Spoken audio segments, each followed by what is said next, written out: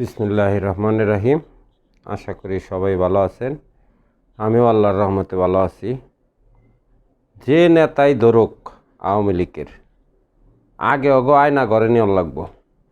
আগে আয়না ঘরে নিয়র লাগবো। আয়না ঘরটা ওরাই বানাইছে, অগো দিয়ে এই হলো শেষ দল লাগবো। আগে অগো আয়না ঘরে কেমন লাগে অগো যদি না দেখে দেয়, ওরা শিক্ষা হবো না। আগে আয়না ঘরে নিয়েন। আয়না ঘরে অগো চোখ বাইন দেয়, যেভাবে সাধারণ মানুষের সাথে করছে ওরা ঠিক অগো আগে ওইভাবে করা লাগবো। তারপরে হলো বিচার। বিচার তো বই, এই জনগণ বিচার করবই। তাহলে আগে আয়না ঘরে নেন। ওই শেখ হাসিনার সহ, যে কিনা মানুষের রক্ত খাইছে, ওরে সহ ওই আয়না ঘরে নেওয়া লাগবো। এটা প্রতিটি মানুষের হলো আত্মনাদ।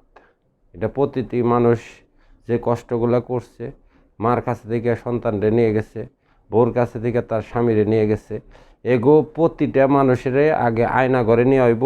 আয়না ঘরে নেওয়ার পরে তারপরে হলো বিচার। আগে কোনো বিচার নেই, আগে আয়না ঘরে দেন।